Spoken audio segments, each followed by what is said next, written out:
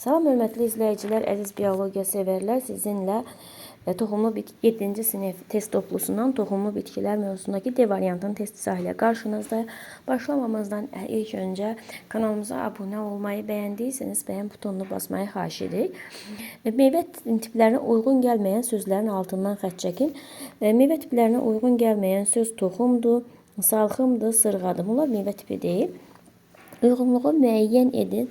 Bu paxlalı və yaxud da ki, kəpənəkçiliklər fəsiləsinə aiddir.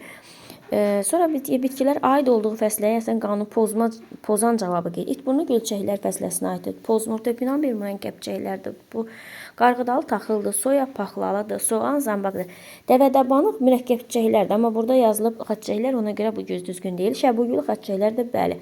Eyni sinifə aid olanları seçin. Eyni sinifə aid olanlar dağ laləsidir, taxıldır, bir də soğandır. Bunlar hamısı soğan 4. Bunlar hamısı aiddir. Nəyə? Bunlar billəpərlər sinifinə aiddir. Sonra noxud sərbəst ləçəklərinin sayı 60, bitişik ləçəklərinin sayı x-dir. Biz bilirik ki, noxudda sərbəst ləçəklərinin sayı 3-dür, bitişik ləçəklərin sayı isə 2-dir.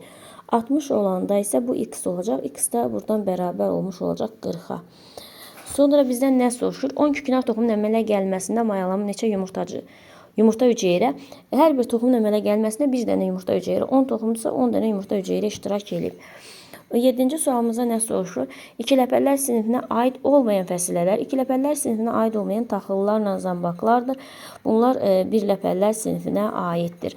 Sonra müxtəlif fəsiləyə aid olan mədəni və yabani bitkilərin adlarının müvafiq rəqəmləri cədvəldə qeyd edin. Mədəni bitkilərə aiddir soğan 1, 3 albalı, sonra 4 gül kələmi, sonra 5 kartof, sonra 7 olan lobya aid edilir. Yabani bitkilərə aiddir 2 quş əpbəyi, sonra 6 quduzotu, sonra isə 8 yonca aid etmiş olur. Sonra keçirik deməli 9-cu sualımıza. 9-cu sualımızda nə deyilir? Bunlar aiddir. Zambaqlar fəsiləsi, birləpəlilər sinifi. Uyğunluğu müəyyən edin. Örtülü toxumlara aid xüsusiyyət, bir də çılpaq toxumlara. Örtülü toxumlara aid toxumlar meyvəsinin içərisində yerləşir. Bir də yarpaqları torvar və yaxud da ki, paralel dama. Çılpaq toxumlar qozalarda. Əksər yarpaqlar iynə şəkillidir. Pulcuq şəkildə dişi və erkək qozalar pulcuqlarda olmuşdur. Sonra bizə deyir, onun cədvələ əsasən x üçün doğru ifadələri seçin. Biri sərvdir, tuyadır, adişandır. Bu da iynə şəkilli yarpağı olan nümayəndələri olan bitkiləri seçin. İynə şəkilli yarpaq, bir dəqiqə. İynə şəkilli yarpaqları olan bitkiləri seçəcəyik çılpaq toxumlarda. 1 adi şamdır. Bunun şeyləri iynə şəklindədir. Adi şam. Sonra eldar şamı, sonra isə adi küknar. Bu da eləcə C variantı. C variantına uyğun gəlmiş olacaqdır. 12-ci sualımızda nə soruşursa, Eyler-Venn diaqramına uyğun bəndləri qeyd edin. Ən birinci gül kələmə aid olan xüsusiyyətləri ki, seçəcəyik. Meyvəsi buynuz meyvə olmasıdır. Gül kələmin xüsusiyyəti 1. Bir də çiçəyin kasa yarpaq və çiçəklərinin sayı 4-dür. Bir bu oyda olacaq. Sonra yer fındığına aid olan xüsusiyyətləri qeyd edəcək. Yer fındığına aid olan xüsusiyyətlər 1. Köklərində kök yumurcuq bakteriyaları olması, bir də kəpənək çiçəklərə aid olması. Hər ikisinə aid xüsusiyyət çiçəklərli bitki olması və tozlanmanın baş verməsi hər ikisinə uyğun xüsusiyyətlərdir. 13-cü sualımızda deyilib, doğru deyil. Doğru deyil, yarpaqlar pulcuq şəklindədir. Bu görürük ki, yarpaqlar iynə şəklindədir.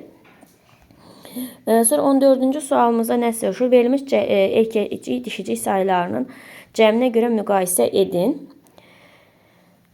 Burada müqayisə edəcəyik. Ən birinci olacaq gül çiçəklər fəsiləsi.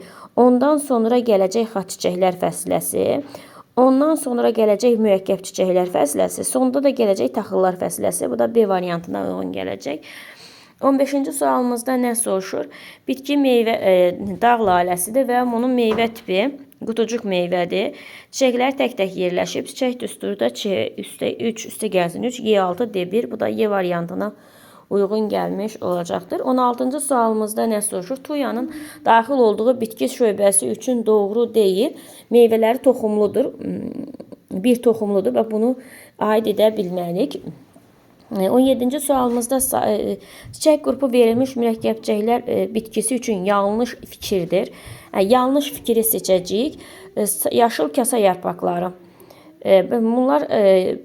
Bunlarda yaşıl kasa yarpaqları yoxdur.